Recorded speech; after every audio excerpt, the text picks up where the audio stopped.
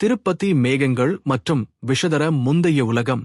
மருண்ட புவியின் பறந்து விரிந்த பரப்பில் ஒரு காலத்தில் உலகம் தரிசிக்கவே தகுதியற்றபடி இருண்டு நிறைந்துவிட்டது. கடற்கரையின் அலையிலும் நதிகளின் ஓசையிலும் பிரமாண்டமாக ஒரு அழிவின் கீதம் இசைக்கப்பட்டு வந்தது.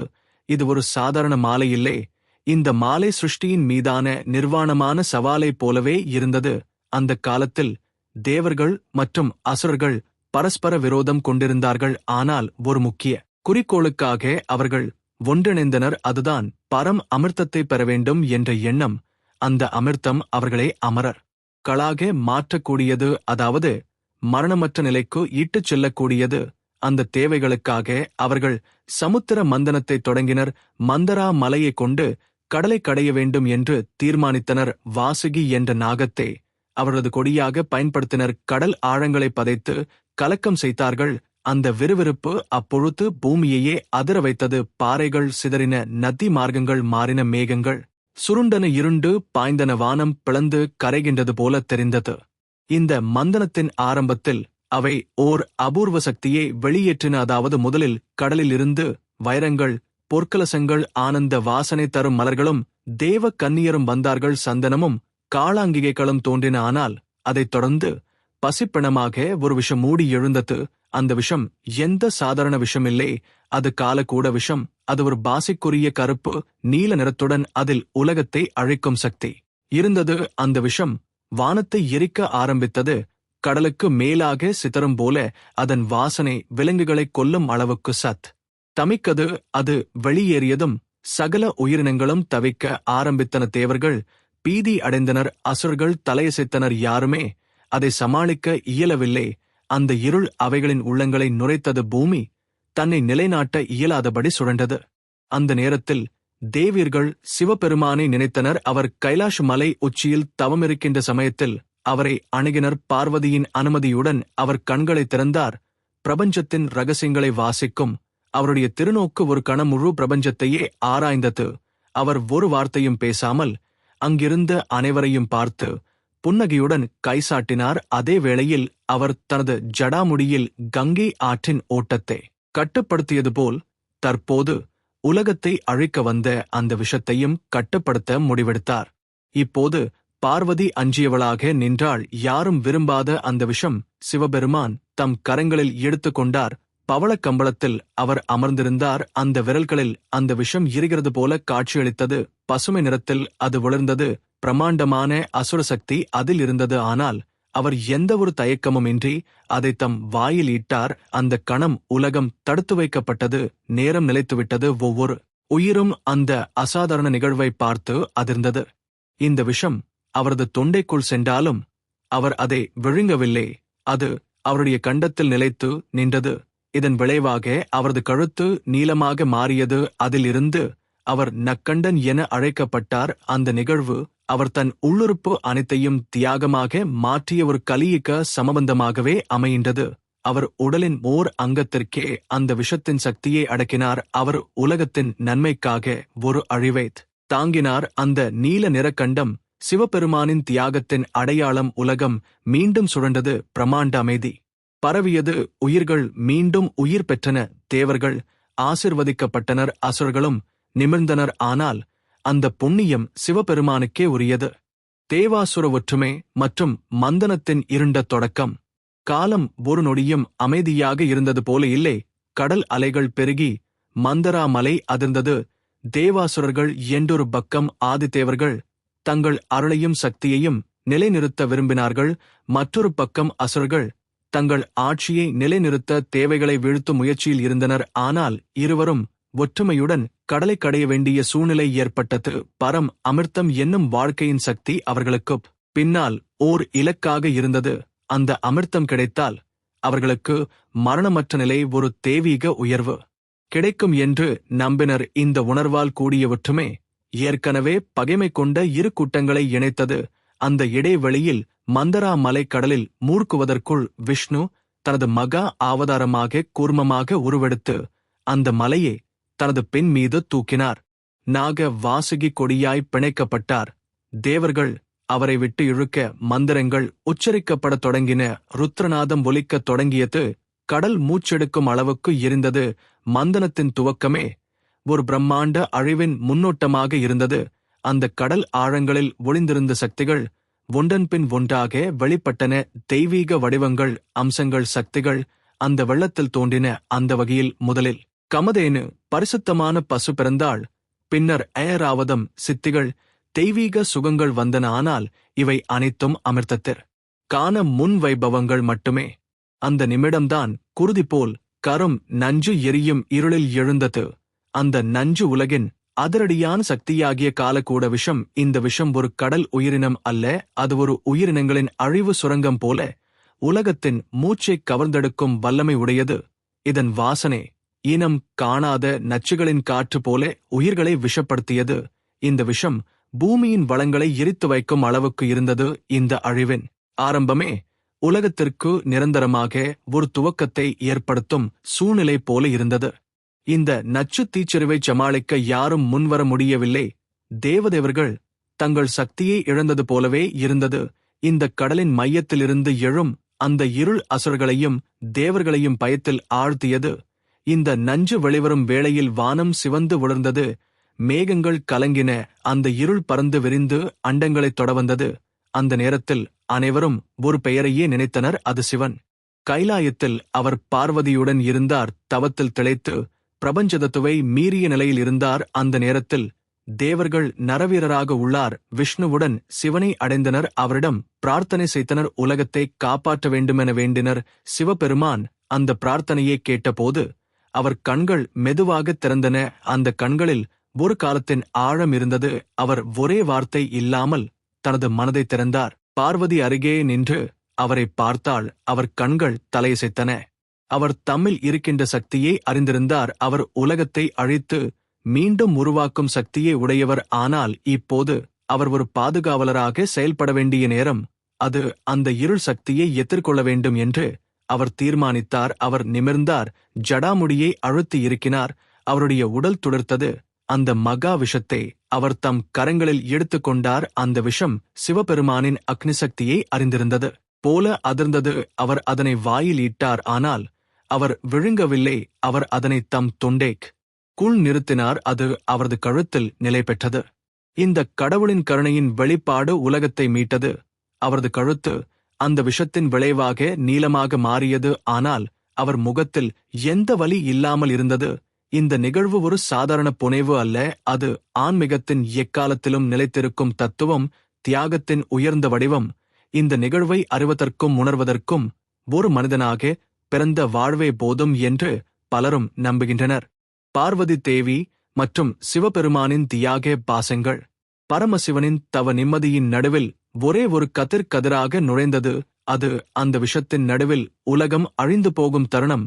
அந்த கணம் பார்வதி தேவி தம் கணவனை பார்த்தபடி மனதில் ஒரு வார்த்தையை பேசாமல் நிறுத்திக் கொண்டாள். அவர் அறிந்திருந்தார், சிவபெருமான் உலகத்தின் தலைவனாக இருக்கிறார். ஆனால் அதே சமயம் அவர் தனது கணவன் என்பதையும் உணர்ந்திருந்தார். அந்த இருளும் அந்த நச்சும் அவரை வெளியில் காயப்படுத்தவில்லை, ஆனால் உள்ளுக்குள் அவரது காதலை சோதிக்கத் தொடங்கியது. பார்வதி தேவி அருகில் நின்றபோது அவரது கைகளில் தவமிருக்கும் மலர்களின் மனம் இருந்தது. ஆனால் அவரது இதயத்தில் ஒரு குழப்பம் இருந்தது. அவர் கேட்டார், என் பிராணநாதா, இது உங்கள் மீது விழும் பொழுது உங்கள் உடல் அல்ல, உங்கள் ஆத்மாவே விலை கொடுக்கிறதே. நான் அதற்கு தயாராக இல்லை என்றபடியே அவர் இருங்காட்சி பச்சையாய் மாறிக்கொண்டார். சிவபெருமான் பார்வதியை பார்த்தார். அந்த பார்வை எல்லையற்ற பாசத்தின் வெளிப்பாடு. அவர் வாயில் நச்சை எடுத்துக்கொண்ட போது பார்வதி கண்ணீரால் நனைய ஆரம்பித்தார். அந்த நஞ்சு அவரது நெஞ்சிலும் பரவியது. அவருடைய கைகளும் நடுங்கின. அந்த நச்சு சிவபெருமானின் தொண்டையில் நிலைத்ததும் பார்வதி கண்களை மூடிக்கொண்டாள். அந்த கண்கள் ஒரு நிமிடம் பிரமாண்டமான இருள் போன்ற உணர்வில் மூழ்கின. அந்த இருள் இரக்கமற்றது இல்ல, ஆனால் அதன் ஆழம் அளவற்றது. பார்வதி தேவி அவரது கண்களில் உலகை முழுமையாக உணர்ந்தவர். அந்த விழியில் சிவபெருமான் எதையும் சொல்லவில்லை, ஆனால் சொல்லப்படாத பாசம் நிறைந்திருந்தது. அந்த பாசம் இந்த பிரபஞ்சத்தை இயக்கும் சக்தி. அந்த கணத்தில்தான் பார்வதி தேவியும் தனது சக்தியின் அர்த்தத்தை உணர்ந்தாள். அவர் முனைந்து சிவபெருமானின் அருகே நின்று அவரது தோளில் கையை வைத்தார். அந்த தொடுதல் ஒரு பிரபஞ்ச பந்தத்தை உருவாக்கியது. அது ஒரு கணவனும் மனைவியுமான தெய்வீக தம்பதியரின் கருணை பாசத்தின் வெளிப்பாடு. அந்த நஞ்சு உலகத்தின் எரியும் சக்தியாக இருந்தாலும் பார்வதியின் பாசம் அதை ஆற்றியதாக சொல்லப்படுகிறது. அந்த நிமிடம் வரை அந்த நச்சு சிவனின் கண்டத்தில் இருந்து கொண்டே இருந்தது. ஆனால் பார்வதி தேவி கைகளால் சிவபெருமனின் கழுத்தை சுற்றி கையோசையை வைத்து தன் மனசார பாதுகாப்பினை அழுத்தி காட்டினார். அந்த உபசாரம் அதிசயமாக நஞ்சின் இருப்பை நிறுத்தியது. அது ஆன்மீக பாதுகாப்பின் உச்சம். அந்த செயலின் பின்னணி யாரும் புரிந்து கொள்ள முடியாததொரு சக்தி. ஆனால் அது நடந்தது. அதுதான் சிவபார்வதி உறவு சக்தியின் உண்மை. அந்த ஒரு நிகழ்வின் பின்னர் உலகம் சிவனின் கழுத்தே நீலகண்டம் என்று புகழ ஆரம்பித்தது. ஆனால் அதற்கு பின்னால் பார்வதியின் மனதின் நிலைதான் அக்கண்ட சக்தியை நிலைநிறுத்தியதாக பலர் நம்புகின்றனர். அந்த நிகழ்வில் அவர் பேசாமல் செய்ததை உலகம் இன்று பாடுகிறது. அதே நேரத்தில் பார்வதி தேவி சிவபெருமானின் மேல் கொண்டிருந்த காதலையும் நம்பிக்கையையும் பறைசாற்றும் வண்ணம் அன்று முதல் இன்று வரை பல ஆயிரக்கணக்கான பெண்கள் தங்கள் கணவருக்காக விரதம் இருக்கும் கல்யாண பந்தங்களை வலிமை படுத்தும் சக்தியாக பார்வதியின் உருவம் அமைகின்றது. இந்த நிகழ்வை முடிவடைய செய்யும் போது கூட அவர்கள் இருவரும் பேசவில்லை. ஆனால் அந்த மௌனம் ஒரு பாடல் போல் அவர்கள் இதயங்களை இணைத்தது. அது பிரபஞ்சத்தின் அசைந்து இரும் தாளம் போலதான். அந்த நிமிட சைலன்ஸ் ஒருவித வானொலி போல் ஒலிக்கின்றது. சத்தமில்லாமல் அர்த்தம் கொண்டதாய் ஒலிக்கும் ஆன்மீக ஒலி. அந்த ஒலி நம் மனதிலும் பரவுகிறது. பிரபஞ்சம் அதிர்ந்த கணம். அந்த ஒரு கணத்தில் சிவபெருமான் தம் கண்களை மூடி காலத்தின் பக்கவாட்டில் நின்றபடி அந்த நஞ்சை தம் தொண்டையில் நிலைநிறுத்திய போது பிரபஞ்சம் ஒரு அசாதாரண அமைதியில் மூழ்கியது. அந்த அமைதி ஒரு புயலின் மையம் போல் இருந்தது. எங்கும் சத்தமில்லை. ஆனால் அந்த அமைதி தாங்கவே முடியாதது. அது அனைத்தையும் உறைந்திருக்கச் செய்தது. அந்த அசாதாரண நிலையை முதலில் உணர்ந்தது பிரம்மா. பிரம்மாண்ட கோபுரத்தின் உச்சியில் இருந்தவர் தம்முடைய கரங்களில் பிடித்திருந்த வேத நூல்களை சுழன்று கீழே விழுந்தது. அந்த கணம் வரை ஏற்கனவே புரிந்த உலகக்கட் துப்பாடுகள் அனைத்தும் கலைந்தன. வாழ்க்கையின் இயல்புகள் தடுமாறின. உயிர்கள் தங்களது இருப்பை கேள்விக்குள்ளாக்கின. உலகங்கள் ஒருவரையொருவர் காண முடியாத அளவுக்கு விலகின. விஷ்ணு அந்த நிமிடத்தில் மந்தரா மலையை தாங்கிக் கொண்டிருந்தாலும் அவரது நெஞ்சிலும் அந்த அதிர்ச்சி பரவியது. அந்த விஷம் வெளிவந்தது என்பது அவருக்கு தெரிந்திருந்தது. ஆனால் அதை எந்த ஒரு சக்தியும் கட்டுப்படுத்த முடியாது என்பது அவர் உணர்ந்தது. அந்த நேரத்தில் சிவபெருமான்தான் அதை ஏற்றுக்கொள்வார் என அவர் நம்பிக்கை கொண்டு காத்திருந்தார். ஆனால் அவர் அதை விழுங்காமல் தொண்டையில் வைத்திருப்பார் என்று யாரும் எதிர்பார்க்கவில்லை. இந்த செயல் பிரமாண்டமான தியாகத்தின் வடிவம் என்பதை உணர்ந்தபோது விஷ்ணு தம் கண்களை மூடி நிதானமான மூச்சு விட்டார். அந்த மூச்சு பிரபஞ்சத்தின் மூல மூச்சு போல் பரவியது. இந்த நச்சு சிவபெருமான் உடலில் நிலை பெற்றதும் பூமியின் மீது பசுமை மாறியது. பறவைகள் தம்முடைய பரவுத்திறனை இழந்தன. மலர்கள் தம்முடைய மனத்தை சிதறவிட்டன. கடல்களில் இருக்கும் நாகங்கள் தங்கள் காற்றை அடக்க முடியாமல் தவித்தன. அந்த விஷம் ஆன்மீக ரீதியாக நுண்ணிய கதிர்களை வெளியேற்றியது. அவை உயிர்களின் சிந்தனைகளை மாற்றத் தொடங்கின. சிலர் தங்களது தவ முறைகளை விட்டுவிட்டனர். சிலர் தங்கள் அறக்கூடைகளை எரிக்கத் தொடங்கினர். ஆனால் சிலரின் உள்ளத்தில் சிவனின் அதிகருணை பொங்கி எழுந்தது. முனிவர்கள் தங்கள் தியானத்தில் சிவனின் உருவத்தையே காணத் தொடங்கினர். அந்த உருவம் அவர்களது அகத்துள் வந்து இருள் போக்கி ஒளியை வெளிப்படுத்தியது. அந்த ஒளி பச்சை நிறத்தில் ஒளிர்ந்தது. அது எந்த வடிவமும் எடையாமல் எங்கும் பரவியது. அந்த ஒளியில் கருணை மட்டுமே இருந்தது. அந்த ஒளி சிவபெருமான்தான் என்பதும் அவர்கள் உணர்ந்தனர். இந்த நிகழ்வின் பின் கோள்கள் தங்கள் வழிச்சுற்றத்தை மாற்றின. பல உலகங்களில் காலதாமதம் ஏற்பட்டது. அசுரர்களின் சதிகள் தோல்வி அடைந்தன. தேவர்களின் மனதில் சிவன்பால் அடங்காத நன்றே காட்டாய் பரவியது. நந்தி அந்த நேரத்தில் சிவபெருமானின் அருகே நின்று அவரை தியானித்தார். நந்தியின் இருதயத்தில் அந்த விஷத்தின் எரிச்சல் கூட உணரப்பட்டது. ஆனால் அவர் தனது மனதின் உள்ளே அந்த நஞ்சின் சூடான பொழிப்போ தன்மையை நிவர்த்தி செய்ய சிவபெருமான் அந்த நச்சை மட்டுமே அருந்தவில்லை. அந்த நச்சுடன் வந்த ஆழ்மனதின் இருண்ட குரல்களையும் குடித்தார். அந்த இருண்ட குரல்கள் பிரபஞ்சத்தின் கோணங்களில் இருந்து வந்த எதிர்மறை வினைகளின் பேச்சுகள். அந்த பேச்சுகள்தான் குரோதம், அக்ரகம், சுயநலம் மற்றும் அசுர இயல்புகளின் வெளிப்பாடு. அந்த பேச்சுகளே அவர் விழுங்காமல் தொண்டையில் வைத்ததனால் அந்த குரல்கள் அழிந்துவிட்டன. அதுதான் திருநீலகண்டத்தின் அதிரடி உண்மையாக்கம். இந்த நிகழ்வுக்கு பிறகு பெரும்பாலான ரிஷிகள் தங்கள் வழிபாட்டில் ஓம் நம சிவாயி என்ற மந்திரத்தை மட்டும் ஒலிக்கத் தொடங்கினர். ஏனெனில் அந்த நச்சு குடித்த அதே நிமிடம் சிவபெருமான் அந்த மந்திரத்தின் உச்ச பிழம்பாக மாற்றப்பட்டார். அந்த மந்திரம் அவர் நீலகண்டமாக மாறிய அந்த நேரத்தின் உருக்கம், அந்த உச்ச ஆத்ம தியாகத்தின் சத்தம், அந்த மந்திரத்தின் ஒலி பிரபஞ்சத்திற்கு ஒரு புதிய அழகு அளித்தது. தியானத்தின் தீயில் சிவத்தின் சிந்தனை. நச்சு தொண்டையில் நிலைத்த அந்த நிமிடத்தில் பிரபஞ்சம் நிறுத்தப்பட்டதைப் போல் இருந்தது. ஆனால் அதன் பின் நிகழ்ந்தது மிக ஆழமான அமைதி. அந்த அமைதி வெளியுலகத் தழும்பல்ல, அது சிவபெருமானின் உள்ளுணர்வின் ஓசை. அந்த ஒலி வானத்தின் எல்லைகளிலும் பரவியது.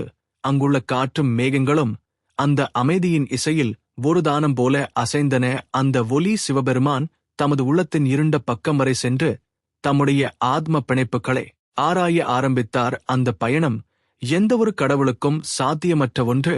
ஆனால் சிவன் தனக்கு மட்டுமே தெரிந்த அந்த ரகசியங்களை இப்போது தம் உள்ளத்தில் பார்த்தார். அவரது உடல் நச்சால் நீலமாய் மாறியிருந்தாலும் அவரது உள்ளம் தெளிவாக இருந்தது. அந்த நச்சு அவரை உடலை மட்டுமே தாக்கியது, ஆன்மாவை அல்ல. அந்த விஷத்தின் எரிச்சல் தமது நாக்கின் அருகே எரிந்தாலும் அவரது சுவாசம் அசையவில்லை. அந்த சுவாசம்தான் பிரபஞ்சத்தின் முந்தைய மூச்சு. அந்த மூச்சு உலகத்தின் முதல் ஓசை ஆகும். அந்த மூச்சின் பின் வந்தது ஒரு ஆழமான தியான நிலை. அந்த நிலையில் அவருடைய கண்கள் மூடப்பட்டன. ஆனால் அந்த மூடிய கண்களில் ஒளி இருந்தது. அந்த ஒளி வெளிச்சமாய் வெளிப்படவில்லை, ஆனால் அது இருளின் நடுவில் காணப்படும் உணர்வு போல்தான். அந்த நேரத்தில் பார்வதி தேவி அருகில் அமர்ந்திருந்தாள். அவர் ஒரு வார்த்தையும் பேசாமல் சிவபெருமானின் உள்ளத்தில் நுழைந்தாள். அவர் கேட்டார், என் கணவனே, இந்த விஷம் உங்கள் உள்ளத்துக்குள் எதையெல்லாம் கொண்டு வந்தது? சிவபெருமான் பேசவில்லை, ஆனால் அவரது மனதின் அலைகளில் அந்த பதில் உருவாகியது. அந்த அலைகளில் அவர் பார்த்தது உலகத்தின் அனைத்து உயிர்களும் தம் தலையில் வைக்கப்பட்டதே. அந்த உயிர்களின் பேதைமை, கோபம், பழிவாங்கும் எண்ணங்கள் என அனைத்தும் அந்த நச்சில் கரைந்து போனது. அவருக்கு தெரிந்தது, இந்த நச்சு உலகத்தின் பாவங்களே சுமந்தது. அவர் அதை விழுங்கவில்லை, ஏனெனில் அவர் உலகத்தின் இருண்ட தத்துவங்களை வெளியே வைக்க விரும்பவில்லை. அதனால்தான் அந்த நச்சு கண்டத்தில் தங்கி இருளை அடக்குகின்ற ஒளியாக மாறியது. அந்த தியானத்தில் அவர் உணர்ந்தார், தம் செயலால் ஒரு தலைமுறை உயிர்கள் மீட்புற்றது. அவருடைய அந்த தியாகம் காலத்தால் மறக்க முடியாததாகிவிட்டது. அவர் பேசவில்லை, ஆனால் அந்த மௌனம்தான் உலகத்திற்கு சொன்ன பாடம். அவர் தம் உடலில் ஏற்பட்ட எரிச்சலை தாங்கிக் கொண்டபடி நிலையாக அமர்ந்திருந்தார். அந்த நிலை அவர் செய்த தவத்தின் உச்சம். அவர் அந்த நஞ்சின் ஒவ்வொரு துளியையும் தம் உள்ளத்தில் நன்கு உணர்ந்தார். அந்த உணர்வு ஒரு காற்று போல அவர் இருதயத்தில் இருந்த பாவங்களை எரிக்க ஆரம்பித்தது. அந்த நச்சு தன்னை அடக்க நினைக்கவில்லை, ஆனால் சிவபெருமான் அதை தம் சாந்தத்தால் கட்டுப்படுத்தினார். பார்வதி தேவி அந்த தியானத்தின் நடுவே அவரது இதய துடிப்பை கேட்டார். அது எந்த இசைக்கும் ஒப்பானது இல்லை, ஆனால் அந்த இசை அதே சமயம் உயிரின் ஆதாரத்தை காட்டியது. அந்த ஒலி சிவபெருமான் உருவாக்கிய ஆனந்த துன்பங்களின் சமநிலை. அந்த சமநிலையே உலகம் இன்று இயக்கப்படும் சூத்திரம். ஆனந்தம் இல்லாமல் துன்பம் இல்லை, துன்பம் இல்லாமல் ஆனந்தம் இல்லை என்று அந்த சிந்தனை தம்முள் எழுந்தது. பார்வதி ஏதாவது பேசுவாரா என்று சிலர் நம்பினார்கள், ஆனால் அவர் பேசவில்லை. அவர் தனது நெஞ்சில் சிவபெருமானின் தியானத்தை கொண்டு அசையாமல் இருந்தார். அந்த நிலையில் சிவபெருமான் தம் கண்களை திறந்தார். அந்த கண்கள் இருந்து கொண்டிருந்தன, ஆனால் குளிர்ந்த ஒளி அது. அந்த ஒளியில் பார்வதி தேவி தம் உருவத்தைக் கண்டார். அந்த கண்களில் ஒரு கருணை பரவியது. அந்த கருணையில்தான் பிரபஞ்சத்தின் நிதானம், அக்கரையற்ற அன்பு, உலகை மாற்றும் சக்தி. அந்த அன்புதான் உலகத்திற்கு தெரியாத அந்த விஷபானத்தின் உண்மையான நோக்கம். சக்தியின் நிலைத்த பாசம் மற்றும் புதிய பிரபஞ்ச விழிப்புணர்வு. தியானத்தின் அந்த பின் அமைதி ஒரு கணம் உலகத்தை ஒட்டிய சுவர் போல் இருந்தது. அது எந்த ஒலியையும் அனுமதிக்கவில்லை. அந்த அமைதியின் நடுவே பார்வதி தேவி மெதுவாக தனது இடத்தில் அமர்ந்து கொண்டபடி சிவபெருமான் மீது பார்வையை மையப்படுத்தினார். அந்த பார்வை வேதங்களின் மேல் எரியும் தீ போன்றது. அதில் பாசமும் அர்ப்பணிப்பும் துளிர்த்தன. அவர் நிச்சயமாய் தெரிந்து கொண்டார், இவருடைய அருள் உலகின் எல்லா உயிர்களுக்கும் குடைச்சாயலாக இருக்கின்றது. இந்த கடின தருணத்தில் கூட இவர் ஒரு ஓய்வும் இல்லாமல் அந்த நச்சு அனைத்தையும் தம் கழுத்தில் நிறுத்திக் கொண்டு மற்ற உயிர்களுக்கு சுகமான பரிணாமங்களை உருவாக்கியிருக்கின்றார். அந்த உணர்வின் நடுவே பார்வதி தம்முள் ஒரு உரத்த உறுதி செய்து கொண்டார், இனி ஒரு கணமும் இவரை விலக்கி வைக்கக்கூடாது என அவர் தீர்மானித்தார். அவரது உள்ளத்தின் ஒவ்வொரு அசைவும் சிவபெருமானின் உள்ளசத்தத்தில் கலந்தது. அந்த இணைவு, அந்த பாசத்தின் உச்சநிலை அவள் அழகு என்பதற்கு அல்ல, சக்தி என்பதற்கும் அல்ல, ஆன்மீக தியானத்தின் தூண்டுகோலாகவே இருந்தது. அவர் உயிரின் மறுபக்க வடிவம். சிவனின் மோனத்தை வெறும் சொற்களால் புரிய முடியாது என்பதாலும்தான் பார்வதி மோனத்தில்தான் அவருடன் உறவாட ஆரம்பித்தார். அந்த மோன உறவின் நடுவே பிரபஞ்சமே தன்னை மறுபடியும் வடிவமைக்க ஆரம்பித்தது. அந்த விஷம் இருந்தாலும் அதன் தாக்கம் இப்போது ஆழத்தில் மட்டும் செயல்பட்டது. அதைவிட சிவபெருமான் கொண்டு வந்த கருணையின் பரிணாமம் மேற்பரப்பில் பெருகியது. அந்த விஷம் உலகத்திற்கு ஒரு பயமுறுத்தும் உண்மை போல இருந்தது. ஆனால் அதற்கு எதிராக நின்ற சிவபெருமான் உலகத்திற்கு ஒரு ஒளி ஆகஸ்ட் மாறினார். அந்த ஒளி தடல்வதை பார்வதி கையில் தங்கமாக கட்டிக்கொண்டார். அந்த ஒளிதான் அவருடைய சக்தி ஆகியிருந்தது. அந்த நேரத்தில் பல தேவர்களும் முனிவர்களும் சிவபெருமான் அருகே வந்து வணங்கினர். ஆனால் அவர்களுக்கு முன்னே பார்வதி அந்த இடத்தில் இருந்தார். அந்த வணக்கம் ஒரு கடவுள் ஒருவருக்கே அல்ல, பாசத்தின் உச்சத்திற்கு செலுத்தப்பட்ட வணக்கமாகவே இருந்தது. அந்த நேரத்தில் உலகம் ஒரு மாற்றத்தை அனுபவித்தது. மழை வரும் முன் நிலா வரும் போல அந்த ஒளியின் குளிர்ச்சி ஒவ்வொரு உயிருக்கும் நிம்மதியே தந்தது. அந்த நிமிடம் பார்வதி தேவி தம் கண்களில் சற்றும் நீர் இல்லாமல் பார்த்து கொண்டபடி சிவபெருமானின் கழுத்தை தம் கரங்களால் சுற்றினார். அந்த தொடுதல் ஒளியாக சிவபெருமானின் கண்டத்தினுள் சென்று அதில் ஓர் ஆழ்ந்த குளிர்ச்சி வழங்கியது. அந்த குளிர்ச்சி பிரபஞ்சம் முழுவதும் பரவியது.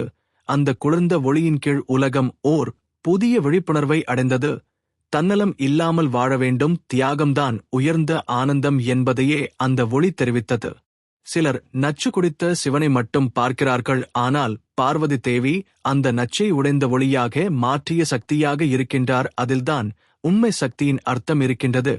அவருடைய அமைதியும் அவருடைய நிலைத்த ஒளியும் இந்த உலகத்திற்கு ஒரு ஆழ்மன உண்மையை அளித்தது. அதாவது இறைவனது நிலை என்பது எந்த போதும் அழிவை ஏற்படுத்துவதற்கல்ல, அது உயிர்கள் அனைவருக்கும் மீளும் பாசம் தந்து வாழ்வதை அழகு செய்திடும் தூய கருணை என்பதைதான். கண்டத்தின் ஒளி மற்றும் பிரபஞ்ச தியானத்தின் தொடக்கம். அந்த நச்சு தொண்டையில் நின்று சிவபெருமான் தம் கண்களை மூடிய அந்த நிமிடம் உலகம் தற்காலிகமாக நிறுத்தப்பட்ட போல் இருந்தது. ஆனால் அந்த நிலை ஒரு ஒளிக்கிரணமாக மாறிய அந்த ஒளி சிவபெருமான் கண்டத்தில் இருந்து பரவ ஆரம்பித்தது. அது கரும் நீளமாக இருந்தாலும் அதில் இருந்த ஒளி வெள்ளை வெப்பமில்லாத ஆன்மீக கதிர்வீச்சு போலவே பரவியது. அந்த ஒளி சிவபெருமானின் உடலிலிருந்து விலகி வானம் எட்டும் உயரத்திற்கு சென்று பிரபஞ்சத்தில் வலம் வந்தது. அந்த ஒளியின் கதிர்களில் சடலத்திலும் சத்திலும் ஊடுருவும் சக்தி இருந்தது. அந்த ஒளி தீயே எரிக்காது, ஆனால் மனதை மாற்றும் ஆற்றல் கொண்டிருந்தது. அந்த ஒளி புயல் கடந்த சமாதான மழை பொழிவு போல உலகத்தின் பல்வேறு பகுதிகளில் தவமிருக்கும் ரிஷிகள், முனிவர்கள், சித்தர்கள் மற்றும் சாதாரண ஆன்மீக தேடுபவர்களின் உள்ளங்களில் ஓர் அடையாளம் போல பதியத் தொடங்கியது. அந்த ஒளி ஒருவருக்குள் நுழைந்தால் அவருக்கு சிவபெருமான் எந்தவித பாசத்தாலும் கட்டுண்டவர் அல்ல, தன்னை முழுமையாக பிரபஞ்சத்துக்கு அர்ப்பணித்தவர் என்பதை காட்டியது. இந்த உணர்வு அவர்களின் தவங்களை தூண்டியது. அந்த ஒளி அவர்களுக்குள் உற்சாகத்தை ஊட்டியது. அந்த ஒளியின் கதிர்கள் பரவிய இடங்களில் நிலம் சுத்தமாகியது, நீர் தூய்மையாகியது, வனங்கள் உயிர்த்தெழுந்தன, பறவைகள் மறுபடியும் பாடின. அந்த ஒளி உயிர்களுக்கு மட்டும் அல்ல, உயிரற்ற பொருள்களுக்கும் உயிர் கொடுத்தது. சிலர் அந்த ஒளியே ஒரு தீவிரமான கடவுள் சின்னமாக பார்த்தனர், சிலர் அதை ஒரு தத்துவ ஒளி என கண்டனர். ஆனால் அதுவே அவர்களுக்கு உள்ளுணர்வு வழங்கியது. அதுதான் அதன் ஆழம். அந்த ஒளியின் வெளிச்சத்தில் தவம் செய்யும் முனிவர்கள் தங்கள் உயிரின் உள்ளார்ந்த இருளை பார்த்தார்கள்.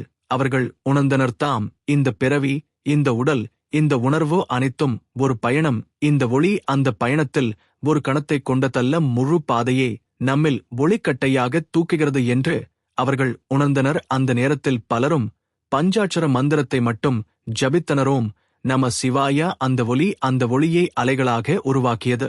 அந்த ஒளியின் சுழற்சி பல லோகங்களில் பரவியது. தேவர்களின் உலகிலும் அசுரர்களின் இடங்களிலும் கூட அந்த ஒளி விட்டு சென்றது.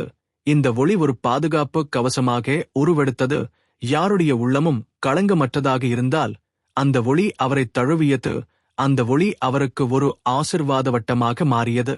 இந்த ஒளி உடைய நபராக சிவபெருமான் உலகில் தற்போது இருந்து கொண்டு உயிர்களுக்குள் ஒரு உயிராகவே இருக்கிறார் என்பதே நிச்சயம். அந்த ஒளி உடைய குரல் பேசாது, ஆனால் மனதை நிமிர்க்கும். அந்த ஒளி உடைய கண்கள் பார்த்தால் சொல்லாமல் சொல்லும். அந்த ஒளி உடைய தென்றல் மூச்சாகவே உயிர் சேர்க்கும். கண்ட ஒளியின் பாதையை தியானித்த ஆன்மீகர்கள் அந்த ஒளி உலகத்தில் பரவிய பின் பலரும் அதனை காண முயற்சிக்கவில்லை, உணர முயற்சித்தனர். அதுவே உண்மை ஆன்மீகத்தின் தொடக்கம். அந்த ஒளி கண்ணுக்கு தெரிவதல்ல, மனதுக்குள் பாயும் பரவலாகும். அந்த ஒளியின் முன்னிலையில் சிலர் பதட்டமடைந்தனர். ஏனெனில் அந்த ஒளி அவரது உள்ளத்தின் இருண்ட மூலைகளை வெளிச்சத்தில் கொண்டு வந்தது. ஆனால் சிலர் அந்த ஒளியின் அருள் சுழற்சியில் முழுமையாக அடங்கிப் போனார்கள். அந்த நேரத்தில் ஒரு முனிவர் தனது தவமிக்க மரவீட்டின் கீழ் அமர்ந்திருந்தார். அவருடைய தவத்தில் குறையில்லை, ஆனால் உள்ளத்தின் உள்ளே பதுங்கியிருந்த கோபம், வீணான விருப்பங்கள் அவ்வப்போது அவரது தியானத்தை அலைக்கழித்தன. ஆனால் அந்த நாள் அன்று ஒரு மின்னல் போல ஒரு கருஞ்சாயல் ஒளி அவர் உள்ளத்தில் நுழைந்தது. அது கனிவான ஒரு குரல் போலவும் சமாதான ஓசை போலவும் இருந்தது. அந்த ஒளி ஏதுமில்லை, சிவபெருமானின் கண்டத்திலிருந்து பரவிய அதே நீல ஒளி. அது நுழைந்ததும் அவருடைய உள்ளத்தின் கோபத்தை அழித்து பாசத்தை பரப்பியது, விருப்பங்களை அழித்து அமைதியை அளித்தது. அக்கணத்தில் அவர் தம் உள்ளத்தில் ஒரு மந்திரத்தை கேட்டாரோம் நம சிவாயா. அந்த ஒலி எங்கிருந்து வந்ததென்று தெரியவில்லை, ஆனால் அது அவரது மனதையே உருக்கியது. மற்றொரு முனிவர் ஒரு மலை உச்சியில் தவம் இருந்தார். அவரது பிரார்த்தனைகள் பல ஆண்டுகளாக பதிலில்லாமல் இருந்தன. ஆனால் அவர் தம் மனதில் அச்சம் கொண்டு இருந்ததுதான் பிரார்த்தனை ஏற்கப்படவில்லையோ என்னும் ஏக்கம். அந்த நச்சு விஷம் என்பது போன்றே அவருடைய உள்ளத்தில் மெல்ல மெல்ல அடங்கியிருந்தது. ஆனால் கண்ட ஒளி அவரை தாக்கியது. அந்த ஒளி எதையும் கேட்கவில்லை, ஆனால் அவரிடம் இருந்து பேய் போல ஒட்டியிருந்த பதட்டங்களை எடுத்துச் சென்றது. அவர் மனதில் சிவபெருமானின் உருவம் தோன்றியது. பார்வதியுடன் அமர்ந்த அந்த சாந்த உருவம் அவருக்கு நிம்மதி அளித்தது. அந்த ஒளி ஒவ்வொருவரும் உள்ளத்தில் பதியும் விதம் வேறுபட்டது. சிலருக்கு அது ஒரு தீவிர அனுபவமாக இருந்தது, சிலருக்கு அது மென்மையான காற்றாக இருந்தது. ஆனால் அனைவருக்கும் அது தம் தவ வாழ்வியல் வழிகாட்டியாகவே இருந்தது. அந்த ஒளி உடைய அனுபவம் அவர்களின் பிரார்த்தனைகளை வலிமைப்படுத்தியது, அவர்களின் உள்ளத்தை தெளிவாக்கியது. அந்த கண்ட ஒளி இப்போது பல பேருக்கு வழிகாட்டும் அச்சுத்த நெருப்பு. அது எரிவதில்லை, ஆனால் உரிக்கிறது. அது உரைக்கும் இல்லை, ஆனால் உணர வைக்கிறது. அந்த ஒளியின் கதிர்களை தமது உள்ளத்தில் தாங்கி தவம் செய்பவர்கள் இன்று கோடிக்கணக்காக உலகம் முழுவதும் இருக்கின்றனர். அவர்கள் அந்த ஒளியுடன் பேசுவதில்லை, ஆனால் அந்த ஒளி அவர்களை வழிநடத்துகிறது. நச்சு நிகழ்வின் மக்கள் அனுபவங்கள் மற்றும் திருவிழாக்கள். அந்த நச்சு நிகழ்வு வெறும் தேவர்கள் மட்டுமே அல்ல, மக்கள் மனதிலும் ஒரு ஆழமான அதிர்வை ஏற்படுத்தியது. அந்த செய்தி உலகம் முழுவதும் பரவியது. சிவன் உலகத்திற்காக தன்னுடைய உடலை தியாகம் செய்தார் என்பது சுகமான வார்த்தையாக இல்லை, ஆனால் அது உணர்வின் உச்சம். அந்த உணர்வு மனதில் பதியும் போது மக்கள் அவருடைய மேல் கொண்ட பக்தி மாறுபட்ட விதமாக வெளிப்பட்டது. அவர்கள் சாமானிய வழிபாட்டுக்கு பின்வாங்கவில்லை. அந்த விஷபானம் ஒரு திருவிழாவாகவும் ஆன்மீக சுழற்சியாகவும் மக்கள் மனதில் பதிந்துவிட்டது. முதலில் கிராமங்களில் அவர்கள் சிவனின் உருவத்துக்கு காமஞ்சலிகள் அர்ப்பணித்தனர். அந்த நீலக்கண்டம் சிவபெருமானின் கழுத்தில் இருந்த அந்த அடையாளம் அவருக்கு மரணத்தையும் தாங்கும் சக்தி இருக்கின்றார் என்பதையே நினைவுபடுத்தியது. மக்கள் கங்கை நீர் கொண்டு வந்து சிவலிங்கத்தின் மேல் வார்த்து சிவபெருமானின் கண்டம் மீதான குளிர்ச்சி தங்கள் பசுமை வாழ்வாகி அவர்கள் வாழ்விலும் அனுபவங்களில் இருந்த விஷத்தை இறைவனுக்கு அர்ப்பணம் செய்தால் அது அவர்களிடமே பிரகாசமான அருளாகி திரும்பும் என நம்பத் தொடங்கினார்கள். பிறகு இந்த நிகழ்வை மக்கள் கோவில் திருவிழாக்களாக மாற்றினார்கள். ஒவ்வொரு ஆண்டும் சிவராமன் எனும் ஒரு நாள் முழுக்க அவர் செய்த தியாகத்தை நினைவு கூர்ந்து கண்விழித்திருந்து விரதமிருந்து அவரது கண்டத்தில் குடைந்த அந்த நச்சை தங்கள் மனதின் பாவங்களாக எண்ணி அந்த பாவங்கள் நீங்க அவரை பூஜிக்கத் தொடங்கினர். அந்த நாள் மட்டும் அல்ல, வாழ்க்கையின் ஒவ்வொரு முறையும் சிலர் அதிர்ச்சியை சந்திக்கும் பொழுது அவருடைய நெஞ்சில் சிவபெருமான் குடித்த அந்த விஷமே நினைவுக்கு வர ஆரம்பித்தது. பலர் தங்கள் அனுபவங்களை அந்த நச்சுடன் ஒப்பிட்டு பார்க்கத் தொடங்கினர். ஒரு குடும்பத்தினுள் நடந்த துரதிருஷ்டம், ஒரு வேலை இழப்பு, ஒரு நெருக்கடியான சூழ்நிலை எல்லாம் அந்த நச்சை போலவே இருந்தது. ஆனால் சிவபெருமான் அதை தம் தொண்டையில் மட்டும் நிறுத்தியதைப் போல் அவர்கள் அதை தங்கள் உள்ளத்தில் தாங்கி தவம் செய்கிறோம் என நம்பினர். அந்த நம்பிக்கையே அவர்கள் பயத்தை சமாளிக்க காரணமானது. அந்த நிகழ்வின் பின் சிவபெருமான் பக்தி ஒரு கணத்தில் மட்டுமே தியானத்தில் அமர்ந்த கடவுளாக இல்லாமல் வாழ்வியல் ஒவ்வொரு பகுதியில் வாழும் உணர்வான சக்தியாக மாறினார். சிவாலயங்களில் விஷபானத்துக்கென காயிலின் நீரால் அபிஷேகம் செய்தனர். அந்த நீரின் குளிர்ச்சி அவருக்கு மட்டும் அல்ல, பக்தர்களுக்கும் ஒரு மன நிம்மதியாக மாறியது.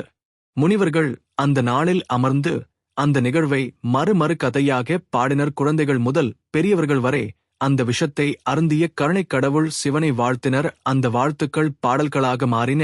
அந்த பாடல்கள் பக்தி சிந்தனைகளாக மாறின. அந்த சிந்தனைகள் தமிழும் சமஸ்கிருதமுக்க ஓங்கி ஒலித்தன. பார்வதி தேவியின் கருணை அமுதம் உலகம் உணரும் பொழுது அந்த விஷபானம் நிகழ்ந்தபோது பார்வதி தேவி பேசவில்லை. ஆனால் அவர் பாசத்தின் முழு வடிவமாக நின்றார். அந்த மௌனம் ஒரு தாயின் விழிப்புணர்வு. அந்த மௌனம் ஒவ்வொரு இருளின் நடுவே ஒளியை உருவாக்கும் சக்தி. அந்த ஒரு காட்சி உலக மக்களின் மனதில் பதிந்துவிட்டது. சிவன் நச்சை குடிக்கிறார், பார்வதி அவனை பார்த்து கொண்டு நிற்கிறார். ஆனால் அந்த பார்வையில் ஒரு நிலைத்த அன்பு, ஒரு பரந்த துயரம், ஒரு தீராத நம்பிக்கை, ஒரு தாயின் ஆழத்தில் எழும் அமைதி. அதுதான் அந்த நிகழ்வின் ஆன்மீக கொழும்பு. அதன் பின் பார்வதி தேவி உலக மக்களுக்கு வெறும் தேவியின் ரூபம் அல்ல, ஆன்மீக உணர்வு கொண்ட தாய் ஆனார். மக்கள் தங்கள் வாழ்க்கையில் எதிர்பாராத கஷ்டங்களை சந்திக்கும் போது அந்த நிகழ்வை நினைத்து பார்வதி தாயை மனதினுள் அழைத்தனர். அவர் அந்த வேளையில் சத்தமில்லாமல் வந்து மனதின் மேல் கருணை கையை வைத்தது போல் நிம்மதி தந்ததாக பக்தர்கள் கூறினார்கள். சிலர் தங்கள் துக்கங்களை சொல்லவில்லை, ஆனால் தங்கள் பிரார்த்தனையில் பார்வதியின் கண்களை கற்பனை செய்தனர். அந்த கண்களில் சிவபெருமானுக்காக கலங்கும் அந்த கண்ணீரில் தங்கள் துக்கம் களம் கலந்து கரைந்துவிடும் என்ற நம்பிக்கையில் தம்மை சமர்ப்பித்தனர். அந்த நிகழ்வின் பின் அவர் சக்தியாக மட்டுமல்ல, சமாதானமாகவும் மாறினார். அவர் பாசத்தின் மூலதாய் ஆனார். சிவபெருமானின் சக்தி மட்டும் அல்ல, பிரபஞ்சத்தின் தாயாகவே அவரை மக்கள் கண்டு வழிபட்டனர். அவரது அமைதி நமக்கு நேரம் எடுத்துக்கொண்டு நம் தவங்களை புரிந்து கொள்ள உதவியது. அவர் எந்த வன்முறையும் இல்லாமல் வலிமையான ஆசிர்வாதமாக நமக்கு இடம் தந்தார். அவளின் அந்த பாசம் பாடல்களிலும் புராணங்களிலும் மலர்களிலும் மழையிலும் தித்திக்கும் தேனிலும் அவளாகவே வடிவம் எடுத்து மக்களின் இதயத்தில் உறைந்தது. சிலர் அவரை பற்றி சத்தமாக பாடினர், சிலர் அமைதியாக தங்கள் உள்ளத்தில் அவர் பெயரை உரைத்து கண்ணீர் விட்டனர். மூல சத்தியமாக பார்வதி தேவி பெண்களுக்கு ஒரு புனித வடிவம் ஆனார். ஒரு பெண் தனது கணவனை துயரத்தில் பார்த்தால் எப்படி அமைதியாக ஆனால் உறுதியுடன் நின்று அவரை காப்பாற்றுவாள் என்பதை பார்வதியின் பார்வையில் மக்கள் கண்டனர். அதுதான் இன்று உலகம் முழுவதும் பெண்கள் பார்வதியை வழிபடுவதற்கான காரணம். அவர் ஒரு தெய்வமானது மட்டுமல்ல, அவரவர் உள்ளத்தில் உறைந்த உண்மை. அதுவே பார்வதியின் சிறப்பு. பரம்பொருள் தத்துவம் நச்சு அருந்திய பெண் உருவான உண்மை. சிவபெருமான் தனது கழுத்தில் விஷத்தை நிலைநிறுத்தும் அந்த ஒரு செயல் யாரும் எதிர்பார்க்காத ஒரு பிரபஞ்ச குருவாக அவரை மாற்றியது. அவர் ஒரு சாஸ்திரங்களால் கட்டப்பட்ட கடவுள் அல்ல என்பது உண்மை. ஆனால் அவர் செய்த இந்த தியாகம் பிறப்பும் இறப்பும் கடந்த தத்துவத்தின் வடிவம் என்ற உணர்வை உலகம் உணர ஆரம்பித்தது. நச்சு என்பது ஒரு புற நிகழ்வு போல் இருந்தாலும் அதன் பின் உருவான ஆன்மீக வெளிச்சம் அந்த நிகழ்வின் அகக்கருத்தாகவே வளர்ந்தது. முனிவர்கள் தங்கள் தவத்தில் அந்த விஷம் ஏன் விழுக்கப்பட்டது என்ற கேள்வியை எண்ணிக்கொண்டார்கள். அவர்கள் யோசித்தார்கள், ஏன் சிவன் அதை விழுங்கவில்லை, ஏன் அதை வெளியே எரியவில்லை, ஏன் அதை கண்டத்தில் நிறுத்தினார். அந்த இடம்தான் வாழ்க்கையின் நெஞ்சு, அந்த இடம்தான் வாழ்வியல் சுழற்சி என்பதாய் அவர்கள் புரிந்து கொண்டார்கள். ஏனெனில் சிவன் ஒரு தேர்ந்த ஆன்மா போல வாழ்ந்தவர் அல்ல, அவர் அதற்கும் அப்பாற்பட்ட பரம்பொருள். அவர் உணர்வு கொண்ட உயிரல்ல, உணர்வே அவருடைய வடிவம். இந்த உணர்வில் இருந்து உருவானது பரம்பொருள் என்ற கருத்து. அது ஒரு கடவுள் வடிவமாக அல்ல, ஒரு வழிபோக்காக அல்ல, அது உயிர்களது நெஞ்சில் ஒளி பரப்பும் சக்தியாகவே புரிய தொடங்கியது. அந்த சக்தி பேசாது, ஆனால் நடத்தும். அது பதில் சொல்லாது, ஆனால் குரலாகும். அது சத்தமில்லை, ஆனாலும் மனதுக்குள் பெரும் இசை போல ஒலிக்கிறது. இந்த பரம்பொருள் தத்துவம் உலகில் ஒரு புதிய வாழ்வியல் ஒழுக்கம் கொண்டு வந்தது. உலகத்தில் ஏற்படும் துன்பங்கள், சோதனைகள், நச்சுக்கள் எல்லாம் வெளிப்படையான விஷயங்கள் அல்ல. ஆனாலும் அந்த நச்சுக்களை விழுங்காமல் வெளியே எரியாமல் உள்ளத்தில் நிலைநிறுத்தி வாழ்வதுதான் ஆன்மீகத்தின் நெருக்கமான கரு என்பதையே மக்கள் புரிந்து கொண்டார்கள். இந்த ஒரு உண்மையின் அடிப்படையில்தான் பல நூற்றாண்டுகளாக தத்துவ சிந்தனைகள் உருவானது. மனிதர்கள் தங்களுடைய வாழ்வியல் சிக்கல்களை நேருக்கு நேர் பார்க்க ஆரம்பித்தார்கள். அவர்களின் உள்ளத்தில் சிவபெருமான் கண்டத்தை நினைத்து தாமும் தங்கள் விஷங்களை கண்டத்திலேயே வைத்துக் கொண்டனர். அந்த உணர்வு வாழ்க்கையில் பொறுமையையும் தன்னம்பிக்கையையும் உருவாக்கியது. அந்த பொறுமை தெய்வீக சக்தியின் வெளிப்பாடு என்பதையே புரிய வைத்தது. பரம்பொருள் என்பது யாரேனும் வெளியே இருப்பவர் அல்ல, நம் உள்ளத்தில் நம்முடன் சுமக்கப்படும் உணர்வுகளின் மேல் நம்மால் ஏற்படுத்தப்படும் சமநிலையே பரம்பொருள் என்பது இத்தனை ஆண்டுகளாக பல்லாயிரக்கணக்கான ஆன்மீக தேடுதல்களின் முடிவில் கிடைத்த உண்மை. விஷம் விலகிய பின் பிரபஞ்சத்தின் மீட்டெடுப்பு. சிவபெருமான் தம் கண்டத்தில் விஷத்தை நிலைநிறுத்தியதும் அதனால் ஏற்பட்ட அந்த அடங்கா சூட்சும நச்சு தாக்கங்கள் உலகின் பல இடங்களில் பரவி இருந்தன. ஆனால் அந்த நச்சு அவரின் தியான சக்தியில் களையப்பட்டது. அத்துடன் அந்த நச்சின் ஊக்கம் உலகத்தின் உள்ளங்கையிலிருந்த உயிர்களை விடாமல் பாதுகாப்பதற்கே பயன்படுத்தப்பட்டது. அந்த விஷத்தின் சுழற்சி வருகின்ற ஒவ்வொரு நிமிடமும் தியானத்தின் வெப்பத்தில் உருகி உலகின் பரப்பில் விழுந்தது. ஆனால் அது விஷமாய் அல்ல, வாழ்க்கையின் புதிய விதைகளாக மாறியது. அந்த விதைகள் நீரின் மீது மிதந்தன, வனத்தில் பூத்தன, வானில் ஒளி பரப்பின, பூமியின் அடியில் உறங்கிய உயிர்கள் அந்த ஒளி விழுந்த பின் விழித்தெழுந்தன. பூச்சிகள், பறவைகள், விலங்குகள் அனைத்தும் தங்கள் இயல்பை மீட்டன. எந்த உயிரும் அந்த விஷத்தால் அழிக்கப்படவில்லை. காரணம், அந்த விஷம் சிவனின் அருளால் அரைச்சிலை போல ஆன்மா விழிப்புறும் கருவியாக மாறியது. அந்த விஷம் கடைசியில் பிரபஞ்சத்துக்கே உரிய ஒரு சீர்கேடு போல தெரியவில்லை, ஆனால் ஒரு சமநிலையை உருவாக்கிய சின்னமாகவே அமைந்தது. அந்த சமயம்தான் பூமியின் துளையில் உறங்கிக் கொண்டிருந்த ஆற்றல்கள் வெளிக்கொண்டு வந்தன.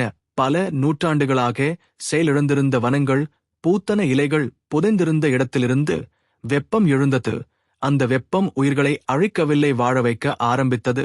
அந்த வெப்பத்தின் நடுவே சிவபெருமான் கண்களை திறந்து புன்னகை செய்தார். அதே நேரத்தில் பார்வதி தேவி உலகத்தின் மீது அருள் பார்வையை செலுத்தினாள். அந்த பார்வைதான் புதிய பரிணாமங்களை இயக்கியது. தேவர்கள் வியந்து பார்த்தனர், முனிவர்கள் தங்கள் தவத்தை நிறைவு பெற்றதாக எண்ணினர், மக்கள் தங்கள் சுவாசத்தில் ஒரு வித்தியாசத்தை உணர்ந்தனர். அந்த சுவாசம் போல் எப்போதும் இருந்ததில்லை. அந்த காற்றின் நடுவே சிவபெருமானின் தியானம் கலந்திருந்தது. அந்த தியானத்தின் ஒலி ஒவ்வொரு உயிருக்குள் நுழைந்து அவர்களை விழித்தெழச் செய்தது. பசுமை பூமியில் மீண்டும் பரவத் தொடங்கியது. அந்த பசுமை வெறும் இயற்கையின் நிறமல்ல, ஆன்மாவின் சுத்தத்தின் வெளிப்பாடு. அந்த பசுமையின் நடுவே சிவபெருமான் அமர்ந்திருந்தார். எந்த அரியணையிலும் இல்லை, எந்த கோபுரத்திலும் இல்லை, ஒரு பரந்த நெஞ்சமான பூமியின் மீது அமர்ந்திருந்தார். பார்வதி அவருக்கு அருகில் அமர்ந்திருந்தாள். அந்த இணைவுதான் பிரபஞ்சம் மீண்டும் இயக்கப்படும் தருணம். இந்த நிலையில்தான் விஷம் ஒரு பாவமாய் காணப்படவில்லை, அது உலகத்திற்கு ஒரு பாடமாய் பதிக்கப்பட்டது. எல்லா உயிர்களும் தங்கள் வாழ்வில் வரும் நச்சை எதிர்கொள்ளும் ஒரு போதனை. அந்த நச்சு சிவனின் மூலம் தன் தாக்கத்தை மாற்றியது. அந்த மாற்றம்தான் ஆன்மீகத்தில் உள்ள உயர்நிலை. விஷம் குடிக்கப்பட்டது ஒரு நாள், ஆனால் அதன் அதிர்வுகள் காலமெல்லாம் நிலைத்து நிற்கின்றன. அந்த நேரத்தில் நிகழ்ந்தது ஒரு காட்சி, ஆனால் அதன் அர்த்தம் ஒரு கோடிக்கணக்கான உள்ளங்களுக்கு உள்ளார்ந்த ஒளியாகவே பதிந்துவிட்டது. அந்த காட்சியில் சிவபெருமான் அதீத அமைதியுடன் நச்சை கண்டத்தில் நிறுத்திய போது அவர் உணர்த்திய செய்தி எதுவென்றால், நம் வாழ்க்கையில் உள்ள விஷங்கள், சோதனைகள், துயரங்கள் அனைத்தும் நம்மை அழிக்க அல்ல, உணர்த்தத்தான் வருகிறது என்றுதான். அந்த விஷத்தை வெளியே எரிந்திருந்தால் அது உலகத்தை அழித்திருக்கும். அதை முழுமையாக விழுங்கியிருந்தால் அவர்தானே அழிந்திருப்பார். ஆனால் அதை கண்டத்தில் நிலைநிறுத்தி அவர் செய்த செயலே வாழ்க்கையின் ஆழமான சமநிலையை கற்றுத்தந்தது. அந்த சமநிலைதான் ஆன்மீகத்தின் அடிப்படை. புனிதம் என்றால் அதை தவிர்க்க வேண்டியதல்ல, அதனுடன் வாழ்வதுதான் புனிதம் என்பதையே அவர் காட்டினார். பார்வதி தேவி அந்த விஷக்காட்சியில் ஒரு மென்மையான சக்தியாக இருந்தார். ஆனால் அந்த மென்மைதான் அந்த நிகழ்வை கருணையோடு போதிக்க உதவியது. மனிதர்கள் அந்த காட்சியை மனதுக்குள் ஒவ்வொரு தரமும் நினைக்கும்போது அவர்களது மனதில் உள்ள துக்கங்கள் நமக்கும் ஒன்று இருக்கிறது, அதை நாம் எவ்வாறு கையாளுகிறோம் என்பதுதான் சிவபெருமான் கற்றுத்தந்த ஆன்மீகத்தின் கரு என உணர ஆரம்பித்தனர். அந்த நிகழ்வு சிவபெருமானே ஒரு கடவுளாக மட்டுமல்ல, ஒரு பயணியாக உருவாக்கியது. அந்த பயணம் பிரபஞ்சத்தின் ஒவ்வொரு உயிரின் உள்ளத்தையும் சென்றடைந்தது. விஷம் என்பது ஒருபோதும் முழுமையான அழிவு அல்ல, அது சரியான நிலையில் பார்த்தால் மாற்றத்தின் வாயிலாக மாறும் சக்தி என்பதே அந்த நச்சு நிகழ்வு மூலம் உலகம் முழுவதும் ஒளிபரப்பாகியது. இன்றும் சிவபெருமான் நம் மனதில் ஒரு நீலக்கண்டத்தோடு நிற்கிறார். அது அவருடைய அழகு அல்ல, அது அவருடைய தியாகத்தின் அடையாளம். அது ஒரு ஆபரணம் அல்ல, அது ஒரு தத்துவம். அந்த தத்துவம் நம் மனதில் நீடித்திருக்கிறது. நம் வாழ்வில் வரும் ஒவ்வொரு பிரச்சனையும் நாம் கண்டத்தில் நிலைநிறுத்தி சமாதானத்தின் வழி செல்ல வேண்டுமென்ற பாடமாகவே உருவாகியுள்ளது. அதுதான் இந்த கதையின் முடிவு இல்லே, ஒரு தொடர்ச்சி, ஒரு அழகான தொடக்கம். அந்த தொடக்கம்தான் உங்களின் உள்ளத்தில் இருக்கும் பயங்களை சமாளிக்க வேண்டும் என்ற அறிவுரையாகும். அந்த அறிவுரைதான் சிவபெருமானின் கடைசி பார்வை. அதுவே நீல ஒளியின் நிரந்தர சத்தம்.